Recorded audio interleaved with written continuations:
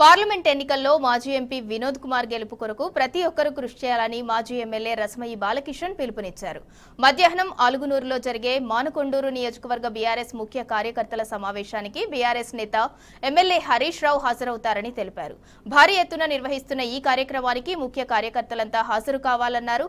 కరీంనగర్ జిల్లా మానకొండూరులో జరిగిన BRS party సమావేశంలో జిల్లా అధ్యక్షుడు జీవి రామకృష్ణారావు, ప్రజాప్రతినిధులు, యువజన విభాగం నేతలతో కలిసి రసమయి పాల్గొన్నారు.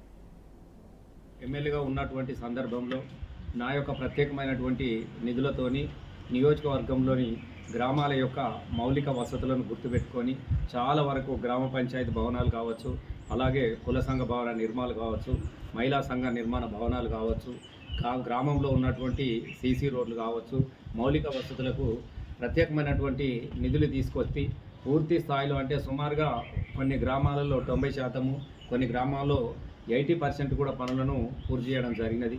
మరి దానిలో ఏ ఒక్కరోజు కూడా మరి గౌరవంలో ఉన్నటువంటి పార్లమెంట్ సభ్యులు గతంలో ఉన్నటువంటి మన బండి సంజయ్ గారు ఒక్క రూపాయి కూడా అంటే నా 146 గ్రామాలలో వారి నిధులు కనీసము ఒక 5 లక్షలు, ఒక 2 లక్షలు, ఒక 50,000 కూడా పెట్టినటువంటి పరిస్థితి మనకు ఉన్నది.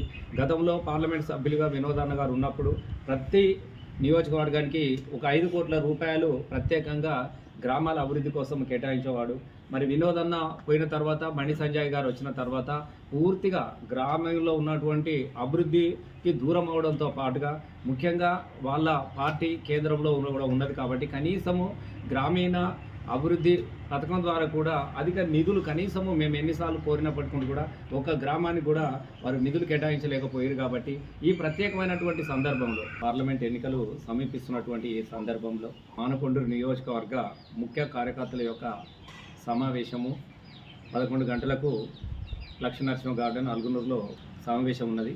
దానికి ముఖ్య అతిథులుగా దిశ నిర్దేశించడానికి గౌరవ మాజీ మంత్రివర్యులు తెలంగాణ ఉద్యమ నేత హరీష్ అన్న గారు, అలాగే పార్లమెంటు మాజీ సభ్యులు వినోదన్న గారు కూడా హాజరు కానున్నారు. కాబట్టి కార్యకర్తలు, గౌరవనీయమైనటువంటి ప్రజాప్రతినిధులు, బీఆర్ఎస్ పార్టీ కుటుంబ సభ్యులందరూ కూడా తప్పక హాజరు కావాల్సిందిగా కోరడం జరుగుతూ ఉన్నది.